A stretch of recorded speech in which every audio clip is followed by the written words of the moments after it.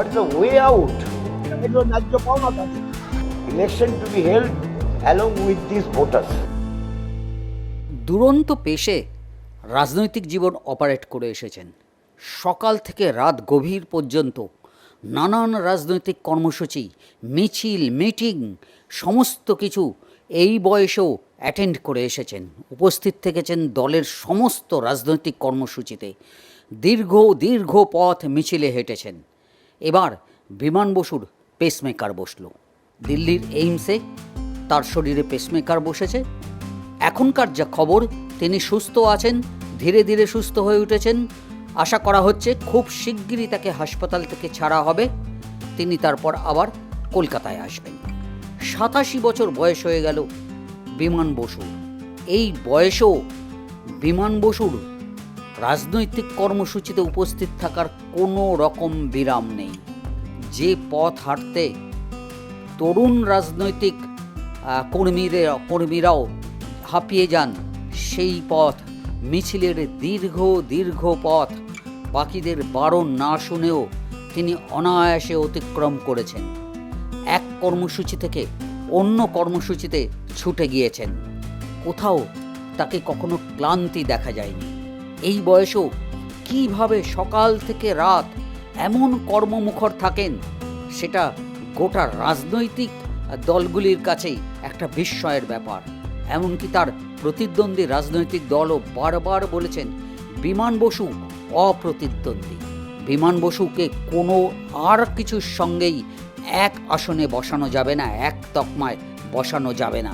এই বয়সেও যেভাবে সংযমী জীবনযাপন করেন এবং দলের কর্মসূচিতে নেতৃত্ব দিয়ে যান, সেইটা একেবারে অপ্রতিরোধ্য। বিমান বসু, বুদ্ধদেব ভট্টাচার্য, অনিল বিশ্বাস, এই তিনটি নাম একসময় পশ্চিমবঙ্গের রাজনীতিতে একই সঙ্গে উচ্চারিত হতো। দুঃখজনকভাবে অনিল বিশ্বাস, বুদ্ধদেব ভট্টাচার্যদের রাজনৈতিক জীবন থেমে গেছে, তারা প্রয়াত হয়েছেন।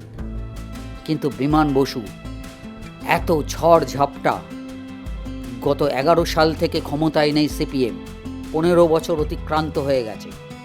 বিরোধী দলে থেকেও, বিরোধী রাজনৈতিক দলের নেতা হয়েও একই রকম কর্মচঞ্চল, কোথাও কোনো বিরাম নেই। এবার একটা সাময়িক বিরতি পড়েছে।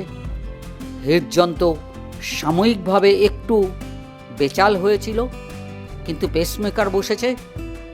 পেসমেকার লাগিয়ে আবার বিমান বসু ফিরে আসছেন রাজনৈতিক কর্মকাণ্ডের মধ্যে।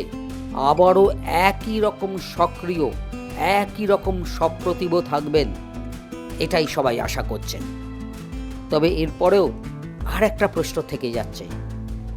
বিমান বসু মানেই যেমন সাদা ধুতি, সাদা পাঞ্জাবি, তার সঙ্গে সঙ্গে বিমান বসু মানেই হাতে সিগারেট। এই 87 বছর বয়স হলেও চিকিৎসকদের অনেক বারণ থাকা সত্ত্বেও সিগারেট তাকে ছাড়তে পারেনি, বা তিনি সিগারেট ছাড়তে পারেননি।